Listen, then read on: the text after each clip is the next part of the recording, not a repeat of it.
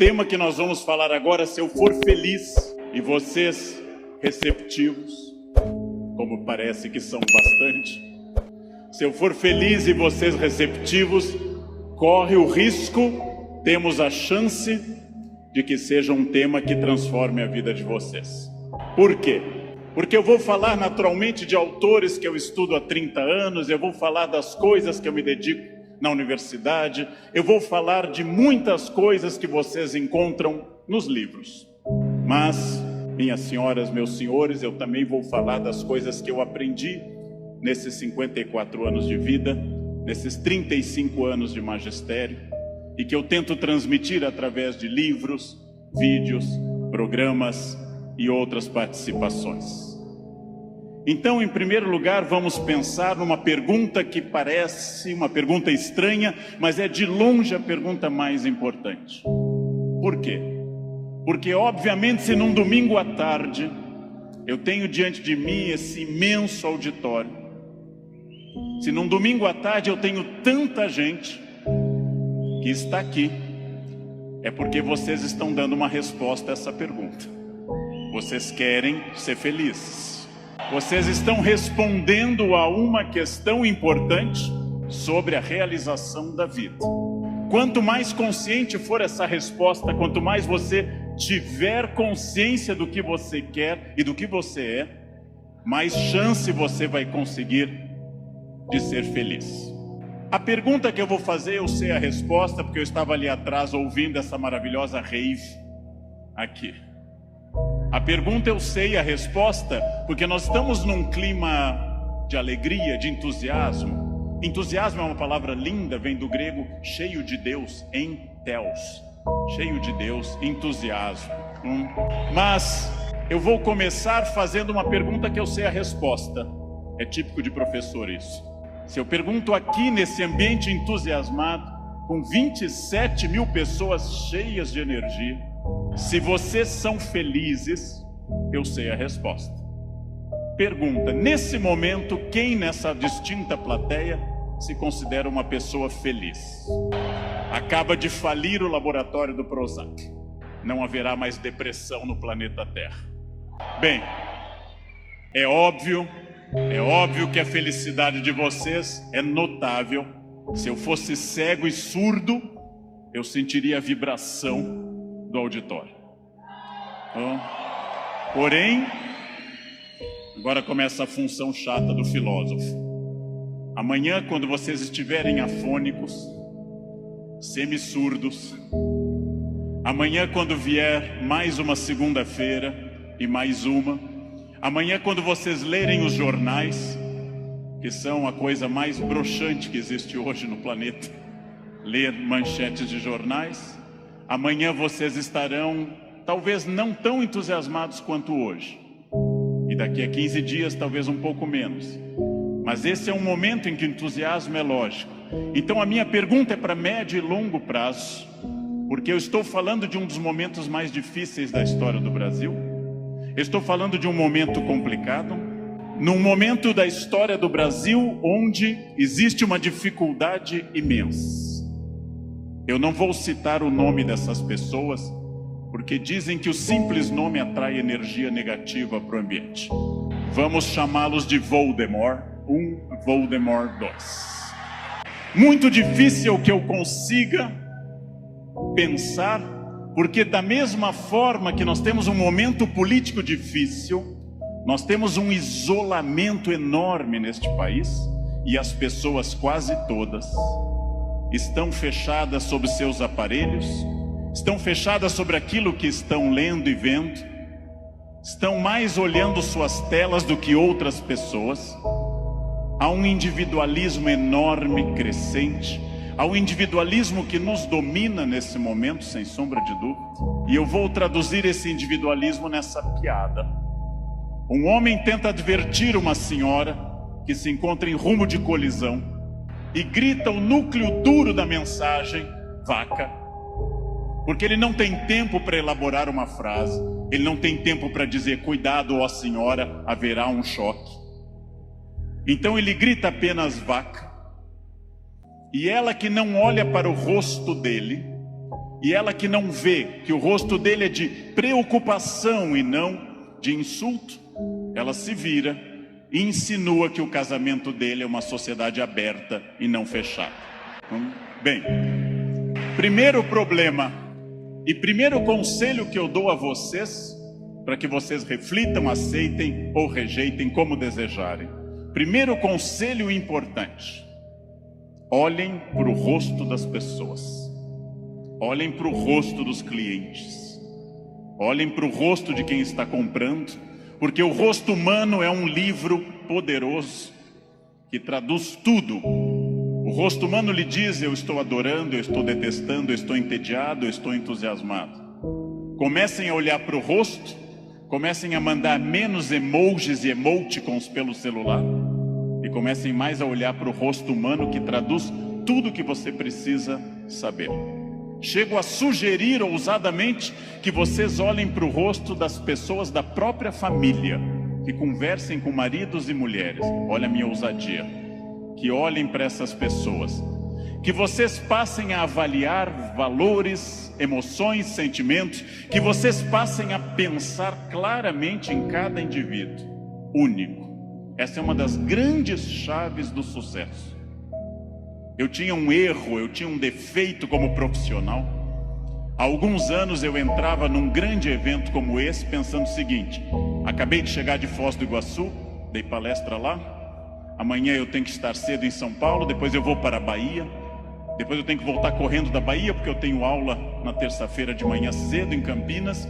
E eu vivia no compromisso seguinte, eu vivia no momento seguinte. Isso é um defeito.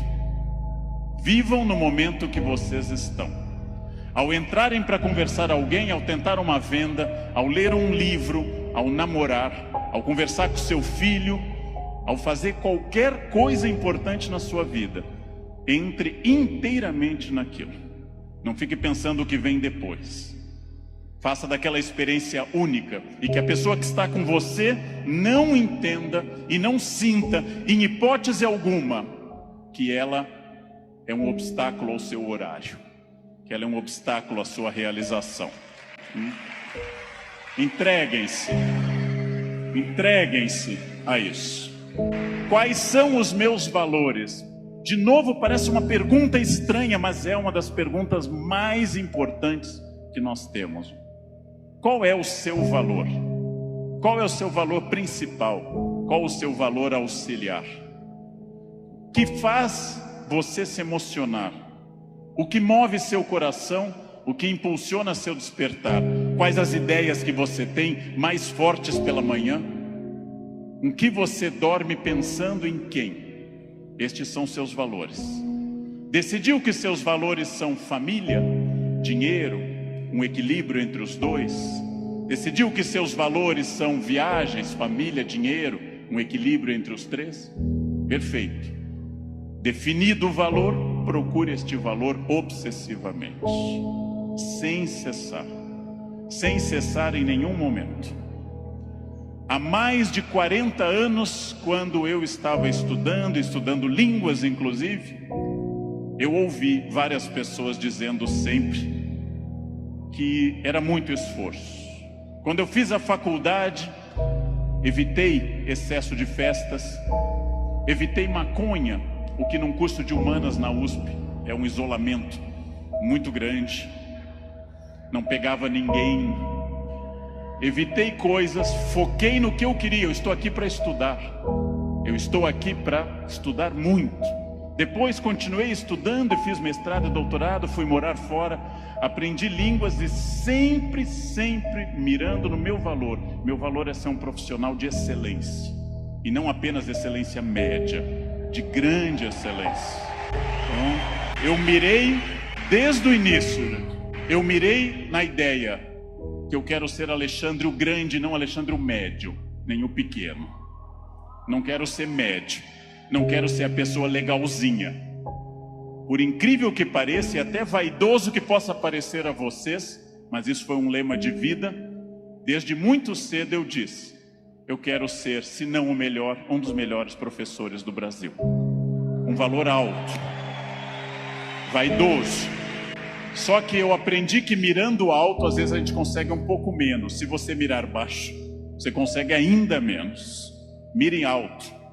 Não tente ser o melhor vendedor do condomínio, é muito pouco. Não tente ser a melhor pessoa da rua, é muito pouco. Mirem alto. Mirem alto e busquem isso. Eu quero ser o melhor vendedor do Brasil. Simplesmente isso. Se alguém acha que não pode, ache os instrumentos para poder. E aí um outro conselho importante. Querem saber quando está dando certo? Querem saber quando o projeto de vida de vocês acertou no valor? São aqueles semi-amigos. Semi-amigo é o inimigo que lhe abraça. Chegam a você e lhe dizem: você tem sorte, né? Nossa, você tem muita sorte. Prestem atenção nessa frase que o tio Leandro vai dizer. Sorte é o nome que o vagabundo dá ao esforço que ele não faz. Sorte existe? Sim. Eu não controlo tudo. Eu não sou Deus, eu não controlo tudo. Por vezes eu estou em Congonhas, o avião tenta aterrissar e arremete. É para testar a força do esfíncter de vocês. Eu não controlo tudo, mas aquilo que eu controlo, e é bastante, eu sou sócio majoritário da minha existência, e para isso eu preciso de equilíbrio. Equilíbrio é fácil perceber quando está faltando. Se vocês não trabalharem, perderão a família. Se vocês só trabalharem, perderão a família também. Equilíbrio é um diálogo constante. Estou cuidando do meu corpo é funcional, o corpo tem que ser funcional. Eu tenho que sair do sofá sem auxílio de muitas pessoas. Eu tenho que ser capaz de subir uma escada sem tenda de oxigênio. O corpo tem que ser funcional até a idade que ele é funcional. Ou seja, equilíbrio é aquilo que nós estamos em plena crise. Estamos em plena crise. Só que há pessoas neste ano de crise que perderam. Outras se mantiveram e outras prosperaram. Então não é a crise que faz diferença, é a sua reação diante dela. A crise veio para todos os 206 milhões de brasileiros. Há pessoas que afundaram, há pessoas que mantiveram o que tinham, e há pessoas que hoje estão melhores do que estavam há algum tempo. É claro que hoje, no momento da crise, eu vou dar uma pista histórica importante.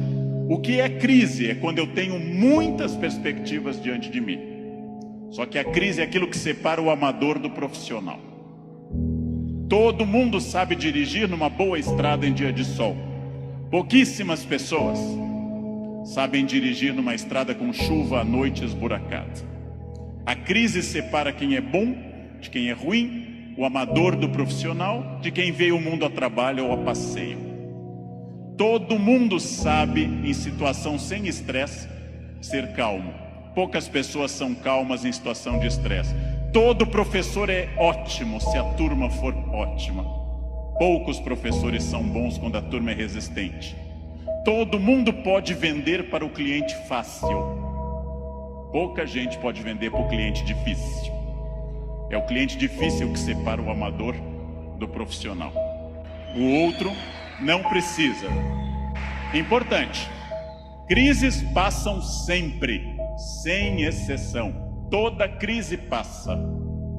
E aqui já vem a pergunta: onde você quer estar quando essa crise passar? Com quem? Onde você quer estar quando essa crise passar? Eu quero fazer muitas perguntas importantes para nós. Vamos agora testar uma questão importante. Quase todo mundo no Brasil está pessimista. Há um pessimismo dominante. Ótimo. Mais fácil ainda de trabalhar.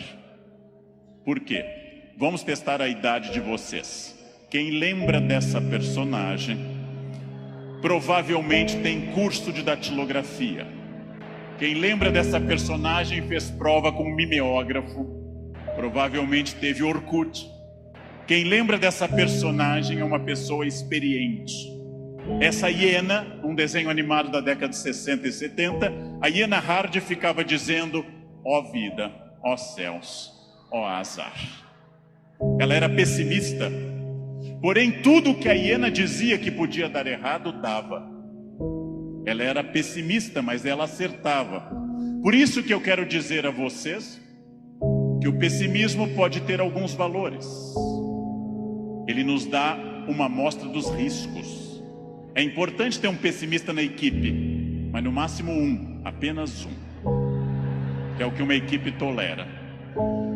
Quando alguém chega e diz, nós vamos dobrar o capital, dobrar o número de clientes, nós estaremos em mais 30 países até o ano que vem, o pessimista diz, calma, não é tão fácil.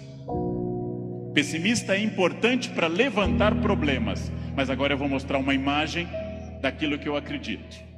No barco está a hiena pessimista dizendo, lógico, o continente está longe, a desidratação é certa, há tubarões, essa vela é ridícula, esse remo não vai levar a nada. Ele tem razão, a hiena tem razão.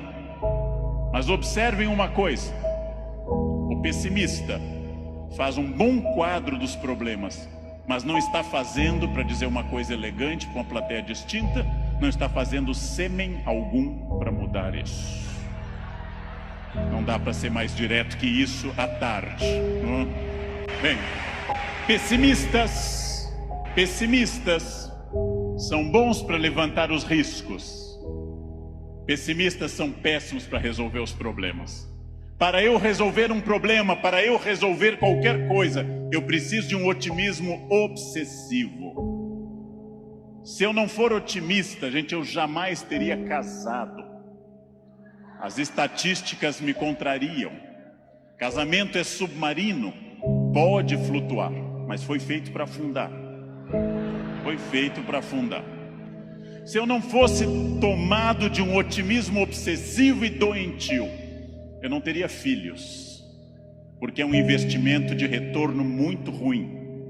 Filhos nunca amortizam o que você investe neles. Com filhos você nunca chega ao topo. Pelo contrário, você vai investir centenas de milhares de reais e vai ouvir a frase, eu te odeio. Filho não vale a pena. Casar não vale a pena. Porém, se nossos pais não tivessem tido esse otimismo obsessivo, nenhum de nós estaria aqui hoje. Mais uma vez, um conselho forte. Ouçam os pessimistas. Para pessimista não vale a mãe é sempre otimista com vocês. Ouçam um cunhado é bom para isso. Ouçam o cunhado. Ouçam os pessimistas. Vejam o que eles têm a dizer, agradeçam. Enquanto eles falam, tenham aquela reação bovina. Ouçam. Depois agradeçam e comecem a trabalhar com otimismo total. É só assim que se cresce. É só assim que se consegue alguma coisa. Eu não sei quem governará o Brasil no ano que vem. Pela tradição republicana, o pior possível, mas ainda não escolhemos. Eu não sei, aliás, nem quem governará o Brasil no fim deste ano. Eu tenho total incerteza, mas quero garantir a vocês que, apesar da imprevisibilidade, há uma chave na mão de vocês chamada preparo. Quem daqui ler mais livros sobre técnicas boas de venda, estudar mais psicologia de vendas, quem tiver mais método, quem for mais otimista, quem for mais metódico, não sabe o que vai enfrentar, mas estará melhor do que quem não fizer isso. Não sei onde estaremos, gente. Não sei onde estaremos. Vejam, em nenhum momento na graduação de História e Filosofia, em nenhum momento fazendo mestrado ou doutorado ou estudando fora, eu imaginei que um dia eu teria a honra de falar para essa plateia tão numerosa e entusiasmada. Em nenhum momento, jamais. E não obstante, ter estudado me trouxe até aqui. Ou seja, essa é a chave. Pergunta óbvia, onde você quer estar o ano que vem? Eu não sei o ano que vem, eu não sei 2027, daqui a 10 anos. O futuro é sempre nebuloso. Gente que há 2, 3 ou 4 anos governava este país e tinha uma renda maior que todo esse auditório junto. Hoje está tendo uma hora de sol em Curitiba. Então, futuro é sempre oscilante. Porém, vamos transformar essas palavras. Substituamos passado por experiência, o que os trouxe até aqui. O presente, ação, esse encontro aqui na Barra. O futuro é estratégia, o que vai ser gestado nesse dia para o que vem pela frente. Se vocês pensarem em futuro como estratégia, entenderão que sim, o futuro é absolutamente imprevisível. Mas quanto mais estratégia eu tiver, mais eu vou controlar. A chuva vai vir para todos. Quem souber nadar melhor vai sobreviver. Esse é um dado óbvio. Bem, mas eu erro bastante. Eu, Leandro, sou hoje melhor professor, porque já errei bastante. Eu, Leandro, erro. Errar é humano. Lembrem que no nosso mito fundacional judaico-cristão, a primeira empresa do mundo chamou-se Éden, e o proprietário selecionou 2 funcionários, dali mesmo, não fez seleção externa, criou ali dentro do Éden mesmo. Deu apenas uma regra, fez uma semana de compliance e deu apenas uma regra. Só não pode comer uma fruta, o resto tudo pode. Foram lá e comeram. Foram demitidos por justa causa.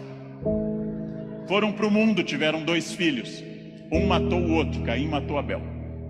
Primeira família do mundo, a mais próxima de Deus. 2 infratores, um assassino e um cadáver. Essa é a primeira família do mundo. Uma família que tinha tudo para dar certo, gente. Não tinha sogra, não tinha nora e não tinha genro. Uma família perfeita. E deu errado. Pergunta: nós somos filhos deles. Errar é humano. Significa que todos que estão aqui, com exceção dos mentirosos, já erraram. Só os mentirosos nunca erraram, porque são mentirosos e dizem que nunca erraram. Faz uma coisa que eu treino há mais de 50 anos diariamente. Eu treino andar. Faz mais de 50 anos que eu treino diariamente e eu tropeço. Erro é um recado. Erro é um recado enviado para dizer que você pode mudar de estratégia, tem que aprender, tem que ter cuidado. Erro é fundamental. Errou, não conseguiu, não atingiu meta, falhou, ótimo. Se você aprender, você será melhor. Senão será só um chorão. Aprenda. Aprenda com o erro, gente. Aprenda com o erro. Erro lhe tira da zona de conforto. O que é a zona de conforto? Aquilo que me deixa satisfeito, feliz. Zona de conforto é aquilo que estraga o meu desafio. Ostra feliz, diz Rubem Alves, ostra feliz não desenvolve pérola. A pérola é a resposta da ostra a isso. Por que a ostra faz uma pérola? Porque um grão de areia a incomoda e ela reveste uma madrepérola. Sem isso a ostra não produziria pérola. Zona de conforto é aquilo que lhe deixa repetindo. Eu caso, e caso como todo mundo com entusiasmo, querendo cuidar muito, fazendo muito afago e afeto, e vou ficando mais confortável no casamento, passo a ficar mais tempo no sofá, passo a usar moletom, passo a beijar minha esposa na testa, sinal claro de declínio erótico, passo a chamar minha esposa de mãe, que é para não ter nada sexual mais, porque com a mãe ninguém tem nada. Perco a atenção na roupa de baixo, e ela, ao invés daquelas lingeries lindas de seda e renda, vermelha e preta, passa a usar bege de algodão, lavadas com sabonete no box, dia após dia. E assim os dias vão se sucedendo, e finalmente chegamos ao ponto mais baixo da relação. Os dois passam a usar croque. Acabou. Acabou. Não há sexo com croque, jamais. Bem, salvo se alguém aqui está de croque, é exceção do que eu estou dizendo. Está muito bem em você. muito bem. Eu sou mais velho que o meu pai. Eu vou fazer 70 anos, ele faleceu com 61. Parece meio inconcebível supor que você possa ser mais velho que teu pai. Mas eu, quando lembro dele aos 61 anos de idade, ele era um velhinho. E eu já deixei isso há um bom tempo. Isto é, já ultrapassei. A vida, de fato, ela é curta para ser pequena. Pequena significa quando você e eu admitimos: eu faço o que eu posso. É interessante. Várias vezes na vida você encontra a síndrome do possível.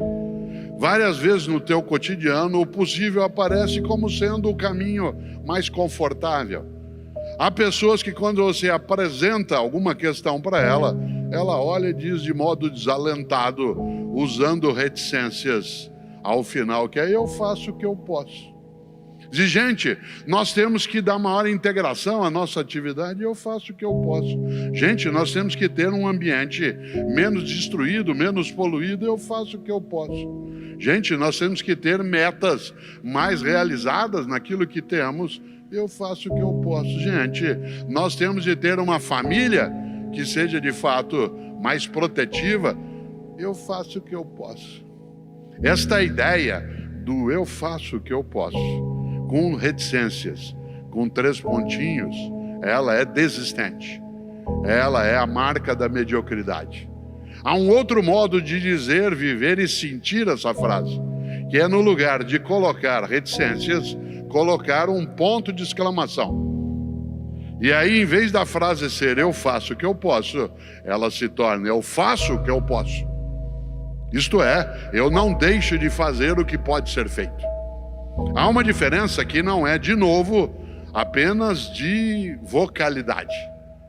Quando eu digo eu faço o que eu posso, eu estou abandonando a possibilidade de reforçar o que tem que fazer. Quando eu digo eu faço o que eu posso, nós estamos entendendo que a pessoa, ou você, ou eu, fazemos aquilo que pode ser feito e não deixamos de fazê-lo.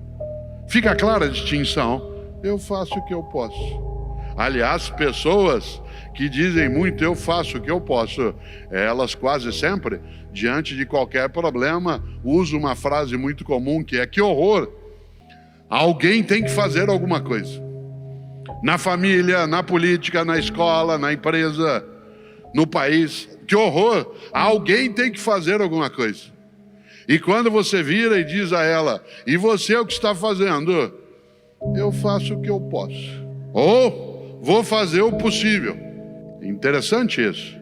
Porque essa perspectiva de encarnar de modo direto a ideia de uma vida pequena, além de curta, ela é muito forte. Nós temos momentos muito grandes na história, desta nação de Portugal. Para nós que nascemos no Brasil, e mais ainda para mim, que tenho mais idade, Portugal é uma referência na literatura, na cultura, na história. Eu estudei muito quando criança e depois na educação básica, o conjunto da vida, as histórias. Quando eu caminho, a primeira vez que eu venho, eu e Cláudia até aqui, o Porto, mas Portugal não é. Todo lugar que a gente hoje caminhava, assim que chegamos, tem uma referência. Quando eu encontro a ideia do infante Dom Henrique, isso faz parte também da minha trajetória. Quando eu encontro algumas menções à literatura, mulheres e homens que viveram nesse lugar, que a gente tem acesso no dia a dia, em tudo isso eu sempre me lembro que esta é uma nação que tem uma marca, por exemplo, religiosa muito forte.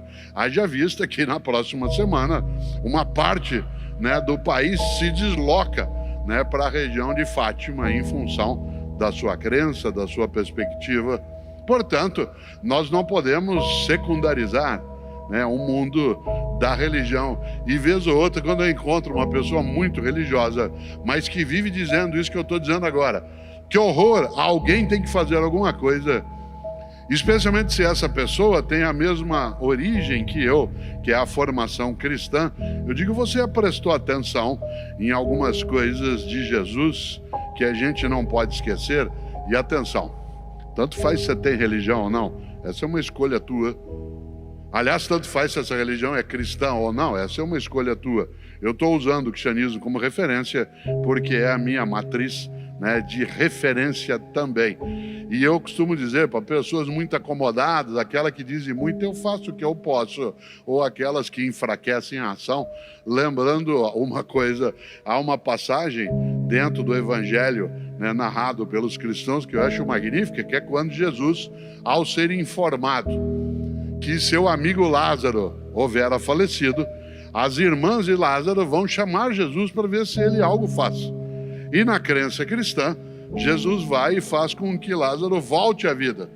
Portanto, que ele vença, né, exatamente o fim da vida. E uma das ideias mais marcantes que aparece em duas das narrativas do Evangelho em relação a esse ponto são aquelas que dizem que Jesus, ao se aproximar do túmulo em que Lázaro estava colocado, diz: levanta-te e anda. Eu digo, olha, essa é uma das mensagens mais fortes que eu acho que a gente pode absorver do cristianismo, que é: levanta-te e anda. Para gente que diz muito, eu faço o que eu posso, e que tem algum tipo de relação com o mundo cristão, tem que lembrar que Jesus falou: levanta-te e anda. Ele não falou: levanta e senta mais um pouquinho, levanta e dá uma descansada, levanta e cochila que está na hora. A frase é de avocação, de convocação. Levanta-te e anda, isto é, vá. Para a gente não encarnar num dos heterônimos do Fernando Pessoa, né, quando diz de maneira direta: depois de amanhã, depois de amanhã. Aliás, Fernando Pessoa lembrava, por intermédio de Álvaro de Campos, na véspera de não partir nunca, ao menos não há que se arrumar malas. Na véspera de não partir nunca, ao menos não há que se arrumar malas. Ou seja, eu não quero ter trabalho, eu faço o que eu posso. Nesta hora eu volto a um ponto. No mundo das religiões, há algo a ser pensado.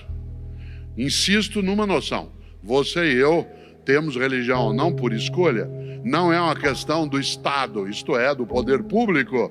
Ela não é uma questão que um governo deva interferir, protegendo ou prejudicando. É o que se chama, de fato, de um Estado laico. Um Estado laico não é um Estado ateu. Um Estado laico é aquele que nem favorece nem impede que as pessoas façam as suas escolhas. Mas as religiões do livro, e Portugal é uma nação em que essas religiões se entrecruzaram, que é o judaísmo, o cristianismo e o islamismo.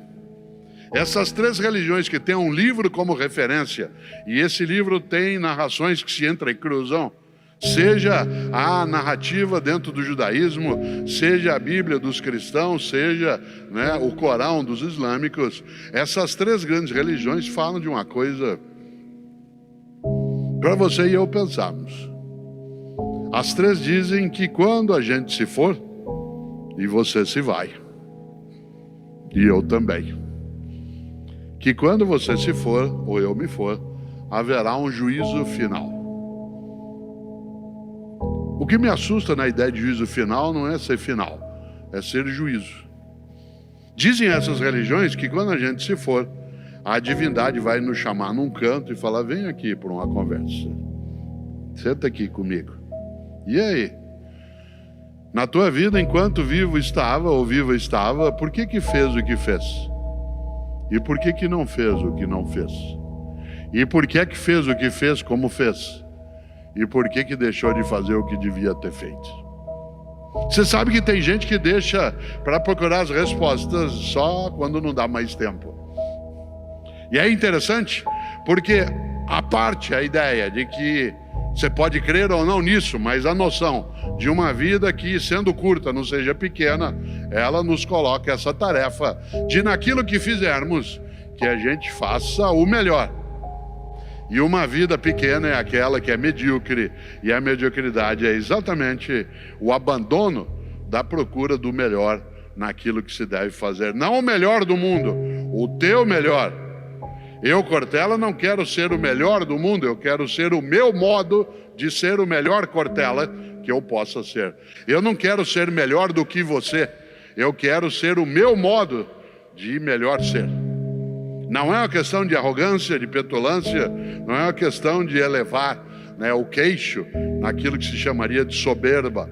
Ao contrário, eu não tenho o desejo de ser melhor do que você, a menos que seja uma disputa humorada, como acontece num jogo de cartas, num concurso, numa partida de futebol. Isso traz ali a marca da brincadeira, a marca lúdica, mas na vida eu não quero ser melhor do que você, eu quero ser o meu melhor naquela condição. Lá no Não Nascemos Prontos eu coloco uma questão que aparece de maneira muito intensa dentro das práticas das 3 grandes religiões que têm um livro como referência. As 3 grandes religiões que têm um livro como sua fonte de inspiração e o entendem como sendo um livro divino, que são o judaísmo, o cristianismo e o islamismo. Esses 3 grandes grupos de religião na história marcam-se por ter uma fonte, né, de escrita, seja a Bíblia hebraica, seja a Bíblia cristã, seja, né, as escritas do mundo islâmico, que é o Corão. E uma das coisas interessantes é que essas 3 grandes religiões, elas falam de uma coisa que tanto faz você ter religião ou não. Religião é uma coisa privada, mas que vale pensar. Essas 3 grandes religiões dizem que no dia que você se for, haverá um juízo final. O que me assusta na ideia de juízo final não é ser final, é ser juízo. Dizem essas religiões que no dia que você se for, a divindade vai te chamar num canto e falar assim: vem aqui para um particular. E aí? Enquanto viveu, por que fez o que fez? E por que não fez o que não fez? E por que fez o que fez como fez? E por que deixou de fazer o que devia ter feito? Você sabe que tem gente que deixa esse último momento para achar a resposta e não dá tempo às vezes. E há pessoas que passam a vida buscando ter resposta para isso. Portanto, dar contas, responder aquilo que é o que você fez com a tua vida. É forte essa ideia. Mas das 3 grandes religiões que têm um livro como referência e que falam em juízo final, a mais marcante nisso é o cristianismo, que tem um livro só sobre isso, que é o livro da Revelação, ou o livro do Apocalipse. Dos 27 livros da parte exclusivamente cristã da Bíblia, chamado Novo Testamento, o último deles fala do fim. Esse livro, o livro da Revelação do Apocalipse, relata aquilo que seria o fim dos tempos e ao mesmo tempo conta ali algo especial, que é o que eu quero trazer à tona e que é algo a ser pensado. Eu digo de novo, tanto faz você ter religião ou não, essa é uma escolha tua. A ideia tem que ser muito pensada, porque lá no livro do Apocalipse, capítulo 3, versículo 15 e 16, os cristãos escreveram: Deus vomitará os mornos. Deus vomitará os mornos. Aliás, a frase mais completa é: porque tu não és quente nem frio, hei de vomitar-te.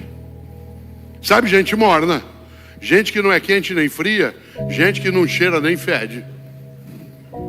Gente morna, morna no trabalho, morna no casamento, morna na amizade, morna na igreja, morna na política, morna. Não é quente nem fria. Eu faço o que eu posso. Que horror, alguém tem que fazer alguma coisa. Morna. Olha que coisa, Deus vomitará os mornos. Água quente para beber da ânsia de vômito. Essa água está fresquinha. Você gosta de cerveja quente? Você já imaginou água quente para beber? Que coisa. Café morno. Tem gente que gosta, eu não. Às vezes eu chego num lugar e me oferece um café e falo: toma um café. Não, obrigado. Não, mas foi feito na hora. Eu falei: sei. Na hora que a mulher levantou às 4 da manhã. Aqui hoje não. Nossa, aqui recepção, né? Coisas de várias coisas, né, Godoy? Coisa genial, coisa boa. Gente morna, amizade morna, casamento morno, empresa morna, dedicação morna. E aí, como é que você está na religião? Ah, eu sou, mas não sou praticante. Então não é. Isso é uma coisa que a religião supõe, é prática. Aliás, é por isso que, né, que é chamado de religião, e não apenas de sentimento interno. É interessante essa ideia, porque, entre outras coisas, Deus vomitará os mornos. Já pensou? Você conhece gente morna? Gente que é morna no casamento. E aí, como é que está o casamento? Tá ruim com ele, pior sem ele. Gente que é morna na amizade. Quando a gente, ao encontrar as pessoas, podia abraçar com tanta tranquilidade, às vezes você ia dar a mão para a pessoa, ela dava só a pontinha do dedo para você apertar. Você pegava aquela minhoca desmilinguida. Na hora de abraçar a pessoa, ela te abraçava meio de lado, parecia que estava com nojo, com asco. Morna. Gente morna. Morna no trabalho. E aí, como é que tá lá na empresa? Ah, vamos levando, né? Vamos ver o que dá. A guerra na Ucrânia. Morna. Morna na convivência, morna na ação, morna no afeto, morna no trabalho, morna na religião. Eu conheço gente, você também, que vai a um culto ou uma missa e escolhe o horário da missa ou do culto pelo tamanho rápido que tenha. Aí eu vou à missa das 10 do domingo, que o padre faz uma missa curtinha. Então vai para quê? Ou você acha que teu Deus é tonto? Você chama ele de todo poderoso, ele não sabe que você escolheu uma missa curta. É um Deus palerma. Deus vomitará os mornos. Mas eu faço o que eu posso. Cuidado de novo, Rubem Alves. Gaiolas e asas, gaiolas e asas. A gaiola é aquilo que te aprisiona e a mim, aquilo que me retém no solo, aquilo que me constrange e amarra. Quando alguém me disse, você é o máximo, eu não o era como não o sou, mas eu tinha como referência o máximo. Por isso que eu citei Rubem Alves, ou Paulo Freire, ou outras pessoas na área de educação escolar. Eu, embora não seja, porque quero sê-lo, eu me inclino naquela direção. Para isso eu tenho que fazer um esforço. E esse esforço não pode ser a mornidade. E é gostoso lembrar que os gregos antigos, e eu como da área de filosofia tenho sempre que retomar essa perspectiva, eles davam um nome para a felicidade. O nome em grego antigo para felicidade é eudaimonia. Eudaimonia. Você sabe que o prefixo eu em grego significa bom. Por exemplo, uma pessoa que tem uma boa origem é chamada de Eugênia ou Eugênio. Daí vem uma palavra horrorosa que é eugenia, né, que significa em vários lugares uma forma de preconceito, discriminação, brutalidade com a separação. Mas ainda assim a palavra em si não tem a origem negativa. Uma pessoa que fala bem, a gente diz que é eulalia. Alguém que é chamado de eulálio significa aquele que fala bem. Veja quanta coisa inútil você não sabe. Mas eu sei. Em compensação, já imaginou quanta coisa que você sabe eu não sei? Quanta coisa você conhece eu não conheço?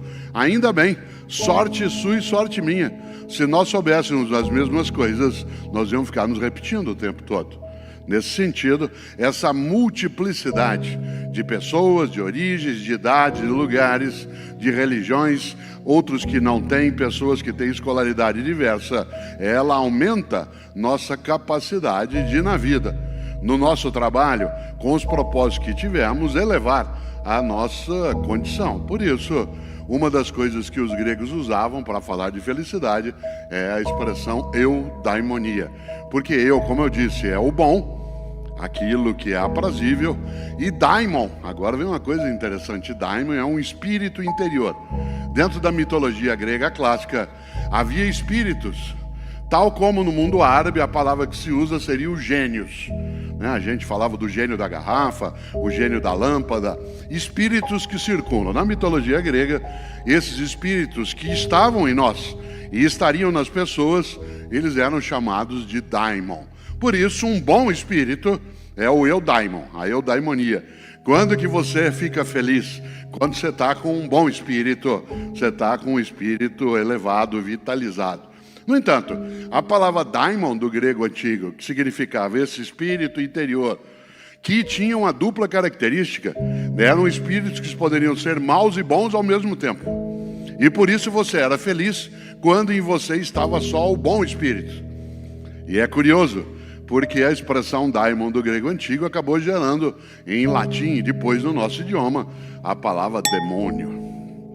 Claro que isso tem a ver com a afirmação ocidental que vai adotar uma religião, como sua frente, de ação, uma religião monoteísta, uma religião que será majoritária, como é o caso, na história do cristianismo, de se poder afastar aquilo que identificava outras formas de vivência religiosa. Uma delas era pegar o que os gregos chamavam de daimon e dar a ele o nome de um mau espírito, o demônio.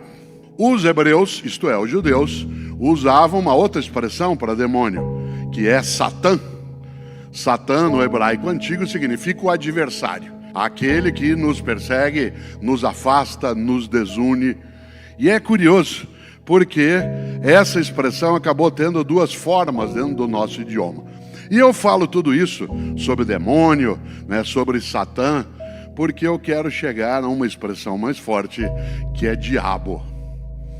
Diabo. A expressão, ela vem para nós do grego antigo. Os gregos tinham uma expressão de que é balo ou bola, que é lançar. Por exemplo, aquilo que você lança. Várias pessoas aqui estudaram balística, né? Você tem a percepção daquilo que é balo ou bola, que é aquilo que é lançado. Há dois prefixos que nos ajudam nessa reflexão. Um prefixo grego antigo, que é sim, que significa juntar. E o outro prefixo, que é dia, que significa afastar. Por exemplo, diacrônico, o tempo que se afasta, né? Diastático, ou a ideia de diafragma, e assim por diante. E uma das expressões é a ideia de síntese, a noção de síndrome, e uma expressão maravilhosa que é símbolo. O símbolo é aquilo que une, o diabólico é aquilo que afasta. O simbólico agrega, une, junta, o diabólico recusa, afasta, separa. Isto é, o diabólico é aquilo que joga separado. E no teu trabalho, na tua vida, muitas coisas podem ser diabólicas. Podem ser, e algumas pessoas dizem, lá onde eu trabalho é infernal. Esta cidade é infernal. Ou se diria alguns, esse país é infernal. Ou esse casamento é infernal. Isso é coisa do diabo. E eu estou dizendo isso de propósito por uma razão. Porque a melhor obra no Brasil, no campo da literatura, sobre a presença ou não do diabo e uma negociação com o diabo, é a obra de um estupendo médico, escritor, pensador mineiro, Guimarães Rosa, que nasceu no dia 27 de junho de 1908. Guimarães, um homem genial, falava dezenas de idiomas ou tinha noções. Alguém que, formado em medicina, saindo da sua cidade, Cordisburgo, e vindo viver em Belo Horizonte, mudou-se aqui uma época, depois voltou, entrou aqui na faculdade de medicina com 16 anos de idade. Formou-se médico, mas não seguiu o tempo todo essa carreira. Atuou na polícia militar, teve contatos diretos com o Juscelino Kubitschek, que o levou, porque também era médico militar, né, para outras ações, e entrou no campo da diplomacia, o genial Guimarães Rosa. Guimarães, que morreu jovem, 59 anos de idade. Ele morreu, né, no dia 19 de novembro de 1967. Faz um bom tempo, já 50, né, e quase 56 anos da morte do grande Guimarães Rosa. Mas ele deixou uma obra que é considerada por muitos, e eu também, não sou alguém que avalia isso, não é minha finalidade, uma obra, uma delas, um livro, que é uma referência do século XX do nosso idioma, e em todos os países que falam língua portuguesa, que é Grande Sertão Veredas. Grande Sertão Veredas, que fala de uma conversa com o diabo e um eventual pacto com o diabo. Portanto, olha que curioso, nós estamos aqui agora para pensar um pouco algo que nos auxilia, isto é, que nos leva a ter de pensar um pouco também sobre em relação à nossa vida, nosso trabalho, nossos propósitos e o que é que a gente faz e o que é que a gente deixa de fazer para que as coisas sejam íntegras, decentes, que elas gerem felicidade no lugar de desespero, que elas sejam capazes de lidar com aquilo que são as intempéries, as turbulências, mas que nós tenhamos nitidez de que nós não podemos perder, né, a nossa identidade, nossa integridade. Por isso, olha só, você sabe que o livro Grande Sertão Veredas, ele não só é inovador, como ele tratou de um sertão que, em princípio, lugar inóspito, difícil, com rarefação, né, de recursos naturais, com ausência quase de umidade. E é provável que Guimarães tenha situado, ele não deixa claro isso no livro, esse lugar como sendo parte do que é o norte do Espírito Santo, de Minas Gerais, na fronteira com uma parte da Bahia. Portanto, aquela área em Minas Gerais, mais acima, que tem sim, né, uma organização da natureza de outro modo. E talvez várias pessoas aqui saibam, a expressão veredas, que no nosso dia a dia significa uma passagem, né, uma alternativa, uma saída para algum lugar, quando você acha uma vereda, mas no campo da construção e produção da vida e do mundo da roça, vereda é quando você tem um lugar onde tem água, onde você tem uma mata que possa, mesmo diminuta, ajudar a que a vida siga, onde há umidade. Aquilo que se chama de oásis. Em outras palavras, no meio do sertão, ou de um outro modo, no meio do deserto, tem um lugar onde a vida habita, cresce, onde há um oásis. O mais interessante é que a obra Grande Sertão Veredas, ela fala sobre o propósito. A personagem principal do livro, vocês se lembram, quem leu, quem não leu, assistiu ao filme, viu a minissérie, é Riobaldo. Riobaldo, aliás, é alguém que passa boa parte da obra dizendo de modo persistente uma frase absolutamente verdadeira, que é: viver é muito perigoso.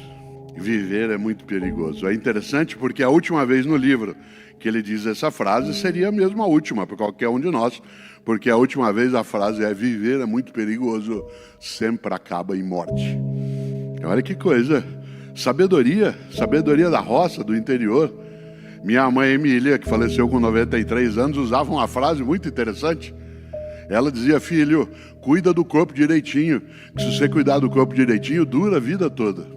As pessoas protestavam pela falta de ética, colocando a camiseta da CBF e da FIFA, e iam para a Paulista, duas instituições afogadas na falta de ética. E finalmente o mundo empresarial, porque de forma até positiva, é inédito no Brasil, nós paramos de falar da corrupção passiva, que é a do político, e passamos a tratar da corrupção ativa, que é a do empresário. Isso é muito importante. Começamos a perceber o outro elo, que o indivíduo e a sociedade agora podem ver com clareza essa ambiguidade possível. E lembrando aos senhores o que eu aprendi em Brasília dando essa palestra. Se nós temos hoje denúncias brutais sobre a Petrobras há um mês bateu o recorde de produção de petróleo no Brasil, 2,4 milhões de barris por dia. O que significa isso? Que a maioria da Petrobras é formada de trabalhadores como nós, dando um esforço titânico numas plataformas isoladas do mundo para que nós tenhamos chegado a esse número assombroso de 2,4 milhões de barris por dia. Ou seja, que nós ficamos olhando para as diretorias e esquecemos que aqui nessa sala, em todas as salas, o Brasil continua existindo, porque a maioria dos brasileiros é honesta, paga seus impostos, tenta evitar multas, quando leva a multa, paga suas multas e vive a sua vida em torno de trabalho, família e valores éticos. E isto é uma coisa que nós esquecemos porque nós passamos a confundir o Estado com a sociedade. Nós esquecemos deste detalhe. Sérgio Buarque trabalhou com a ideia de homem cordial, significando que o brasileiro funciona do ponto de vista muito passional ou muito emotivo. E eu vou buscar numa raiz um tema que é a Carta de Caminha. Caminha escreveu o primeiro documento sobre o Brasil e ao final da Carta do Caminha ele diz que a terra foi descoberta, das suas características, e diz o seguinte: ele pede ao rei que mande vir da ilha de São Tomé a Jorge de Osório, meu genro. Ele está pedindo ao rei um emprego para um familiar. Não é corrupção, porque no antigo regime não há concurso público. Ele não está infringindo uma regra. A única forma de ser contratado é a indicação real. Mas o Brasil começa com essa relação pessoal. Professor, o senhor vai tirar minha prova? Eu achei que nós éramos amigos. E eu respondo: amigos sim, cúmplices não. Quer dizer, a ética não depende da minha relação afetiva com você. Ela depende de regras morais. Muitas vezes eu achei que o senhor gostasse de mim, eu gosto de você, mas eu odeio o deslize ético. É uma pergunta comum no Brasil. E para piorar, isso é muito importante nós termos claro. Nós somos o país que manteve por 388 anos, dos nossos 515, a barbárie da escravidão. O que significa? Que, em primeiro lugar, o campo do trabalho foi contaminado pela noção de que trabalho é coisa de escravo. Até hoje, quando você sai para dar aula, alguém canta na sala dos professores, lê, lê, lê, lê, lê, a música da Isaura. Quem não lembra, anota que o tio fala depois disso também. O fato de que uma parte da sociedade portuguesa e brasileira se achou no direito de trazer seres humanos à força, através de uma viagem fatal na África, e submetê-los a um serviço não remunerado e aviltante de destruição do valor humano, explica essa imagem do início do século XIX, explica por que é que os operários do Brasil começaram a ganhar direitos em 1930 e as domésticas ganharam os direitos plenos em 2015. Fundo de garantia foi aprovado este ano. É a sobrevivência da barbárie da escravidão. É a sobrevivência da ideia denunciada de forma suave em filmes como Que Horas Que Ela Volta, com a Regina Casé, que eu recomendo aos senhores, denunciada essa desigualdade, essa desumanidade, que nós transformamos essa herança bárbara. Se um branco for às compras ou ao passeio, com dois outros seres humanos carregando, um levando o lanche atrás, uma senhora, e outro guarda-chuva, essa é uma ideia que marcou as relações de trabalho pela falta de ética até hoje.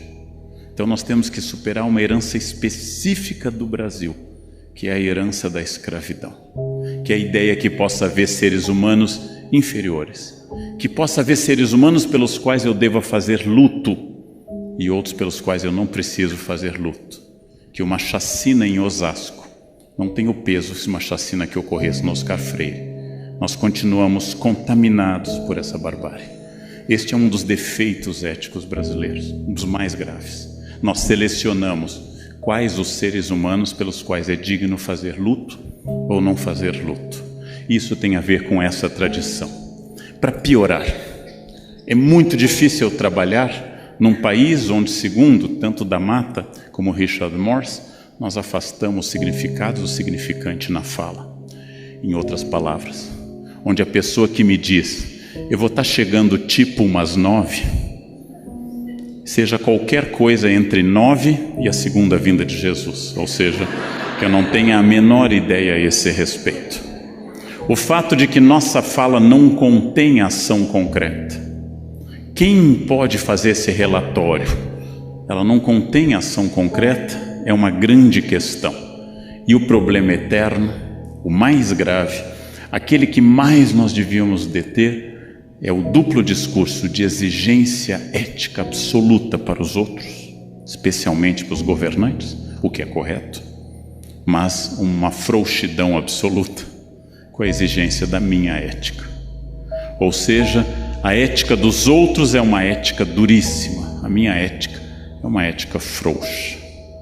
Quando eu começar a pensar objetivamente, que é muito grave, talvez seja a coisa mais grave, alguém desviar dinheiro público para benefício privado, é menos grave, mas continua sendo grave, estacionar na vaga de idoso ou de cadeirante. É menos grave, prejudica menos gente, mas continua sendo um deslize ético. É muito grave furar a fila. É muito grave comprar carteira de estudante para ter direito à meia entrada. É muito grave fazer essas coisas. Não é a coisa mais grave do mundo. A podridão política tira dinheiro da merenda escolar para o apartamento em Miami.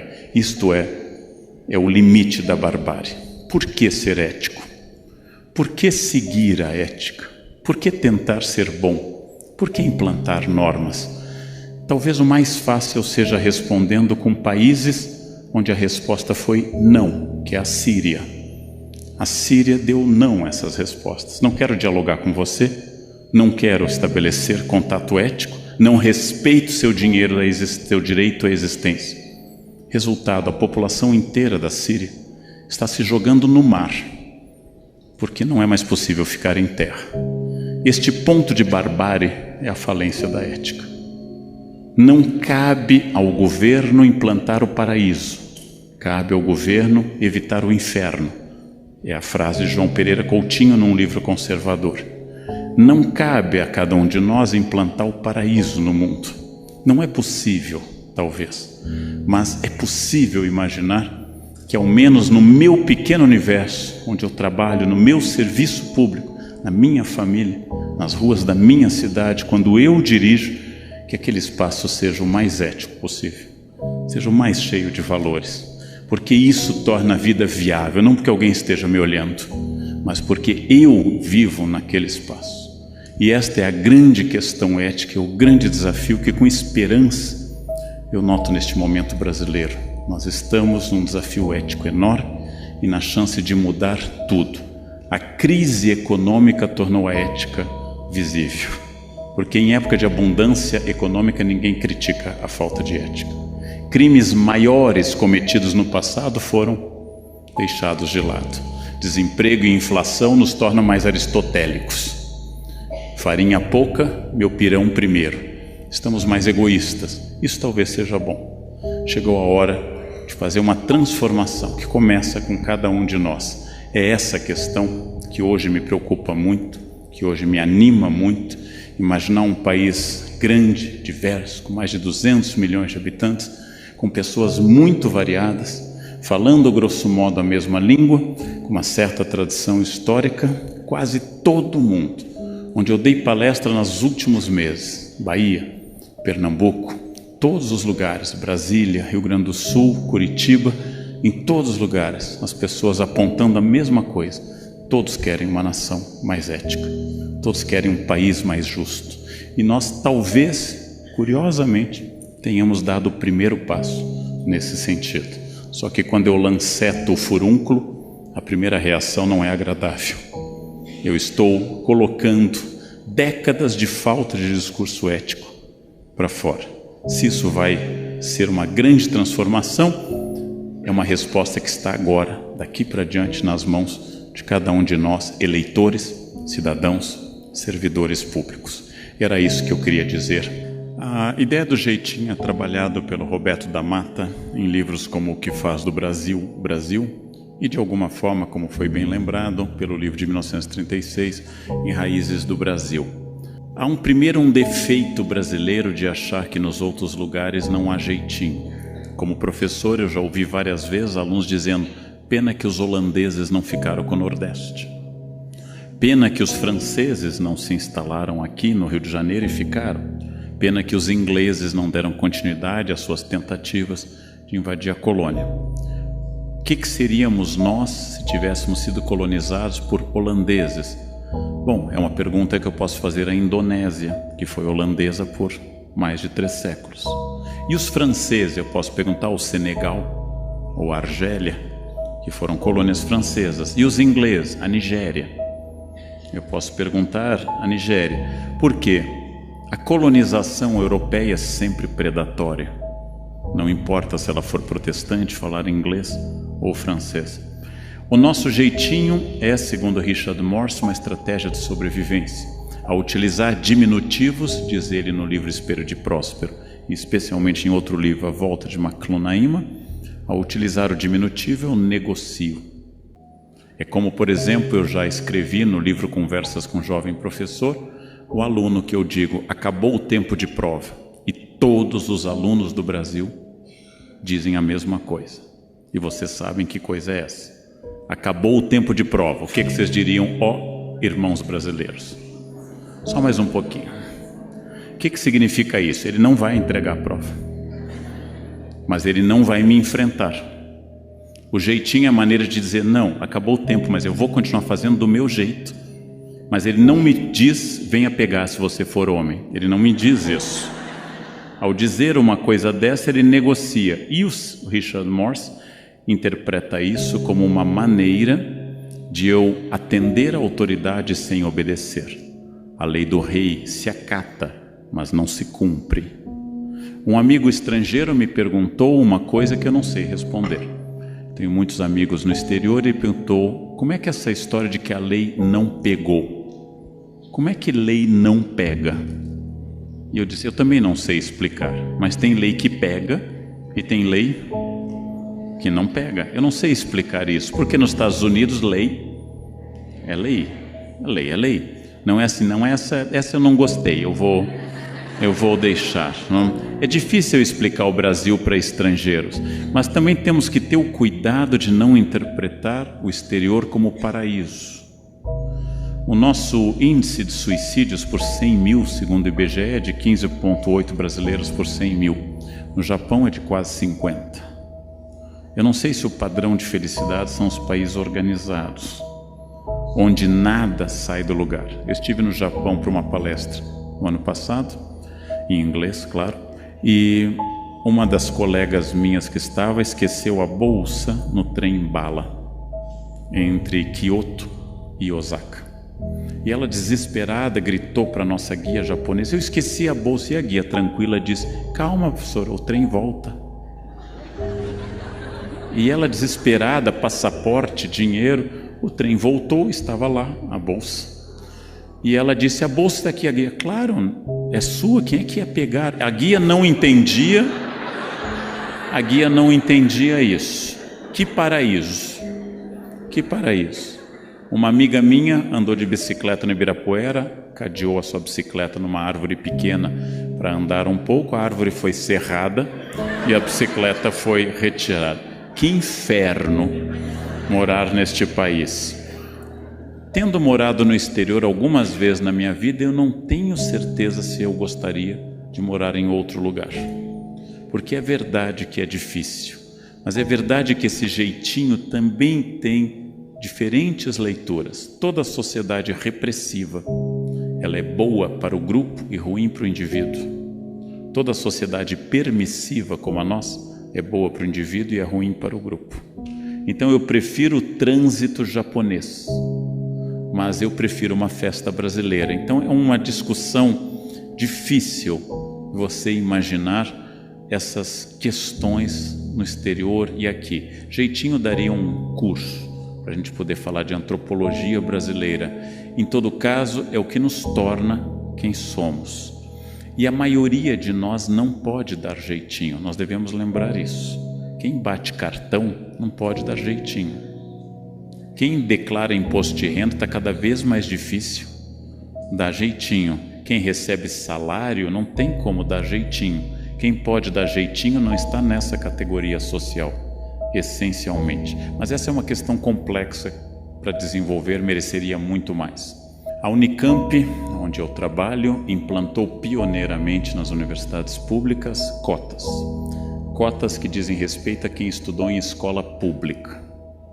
São cotas não por epiderme, mas por ter feito escola pública. Essas cotas são mais fáceis de defender. Sendo a Unicamp pública, sendo sustentada pelo dinheiro do ICMS do Estado de São Paulo, ela deve se voltar ao aluno público para evitar um problema, que é o problema de você ter alunos ricos no ensino privado médio e alunos ricos na escola pública no curso superior. Alunos pobres nas escolas estaduais e públicas e depois alunos pobres nas escolas privadas no curso superior. Essa é uma inversão de valores profunda. A outra questão, eu vou apresentar uma posição subjetiva, não é objetiva. É Leandro Carnal, não é a história. Não se justifica do ponto de vista racional eu fazer qualquer distinção entre pessoas. Porém, se justifica do ponto de vista histórico no Brasil. Então a minha posição é sim, inteiramente a favor de cotas. Não porque eu tenha algum motivo racional para isso, mas porque nós temos uma injustiça social eterna que não foi superada até hoje. Se o problema racial tivesse sido encerrado no domingo, dia 13 de maio de 1888, eu teria outra posição. O problema racial é grave, continua, basta observar o número ou tipologia de pessoas presas em São Paulo. A repressão continua sendo em cima de pessoas negras e pessoas pobres. Esta é uma realidade em São Paulo e desse ponto de vista histórico eu sou a favor de cotas. Mas se me perguntarem como é que eu desenvolvo isso filosoficamente, não dá. Eu chamo a isso, como chamou uma especialista melhor do que eu, de preconceito positivo. Ou seja, o estabelecimento de um preconceito a favor, como nós temos com vinhos franceses. Um preconceito positivo, prévio e não exatamente racional. A gestão pública começou um esforço que eu dataria do Estado Novo, com a fundação do DASP, e com certeza do fim do Estado Novo, com a fundação das duas GVs, como instituições para a qualificação e profissionalização do funcionário público brasileiro. Funcionários que não tinham estabilidade no segundo reinado eram alvo da chamada derrubada. Quando um governo assumia, derrubava todos que pertenciam à gestão anterior, causando um caos administrativo permanente. Inventamos a estabilidade para criar um corpo estável de servidores da nação. Essa é a ideia. É uma anomalia que os cargos comissionados não sejam dos funcionários concursados. É uma anomalia jurídica, porque se eu não tenho pessoas qualificadas, caberia ao Estado essa qualificação. Eu não posso dizer, a minha empregada não sabe lavar louça. Se eu tenho uma tarefa e tenho um funcionário, ele tem que ser qualificado para isso, porque parte do processo pertence a quem contrata e parte a quem é contratado. Sabemos que a estabilidade também tem seus efeitos negativos sobre a produtividade. Sabemos que a acomodação e a zona de conforto é uma das essências do ser humano. Zona de conforto é uma coisa tão poderosa que a minha orientadora da USP, doutora Janice, contou um episódio quando presa no regime militar e torturada. Ela teve o mesmo torturador por 4 meses. Ele a tirava da cela, dava uns tapas, queimava com cigarro e começava a fazer as perguntas típicas da paranoia de um torturador. Durante meses ela apanhou da mesma pessoa e um dia chegou um torturador novo. Ela disse que nunca sentiu tanto medo na vida dela, porque ela não sabia o que ele iria fazer. Até torturador cria zona de conforto. Chamamos a isso tortura ou casamento, ou seja, aquilo de que o problema que eu tenho conhecido é melhor do que qualquer desafio desconhecido. Então, é preciso pensar todos os limites e as dificuldades dessas questões. O discurso liberal, o discurso que dominou a partir dos anos 90 nos Estados Unidos e na Inglaterra, com Reagan e Thatcher, o discurso que atingiu o Brasil na figura de Collor, o discurso neoliberal, ele é um discurso que fez crer que essa nação não progride porque tem funcionários públicos. E ela só progrediria se só tivesse mão de obra privada.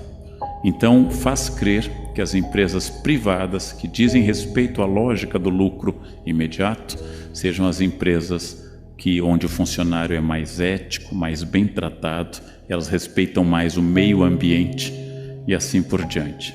A esse respeito, citando um colega meu da Unicamp, por que ele faz vacinas no hospital da Unicamp e não em clínica particular? Porque lá o funcionário vai jogar fora o lote de vacina vencida. Porque ele é um funcionário público que não responde ao lucro do laboratório francês, e na clínica particular, talvez ele não vá jogar fora o lote de vacina, porque ele tem um patrão que vai perder dinheiro com isso. Então voltamos a essa questão. É uma questão complexa que mereceria uma outra palestra, que é a imagem do funcionário público brasileiro, inclusive através de um dos seus grandes mentores, que foi Machado de Assis, funcionário público exemplar até sua morte em 1908. Então fazer um estudo sobre essa imagem ao longo da República e do Império seria muito interessante. Mas volto a dizer que é uma anomalia eu fazer concurso para a infantaria e indicar nomes para o generalato. É uma anomalia jurídica, em vários sentidos.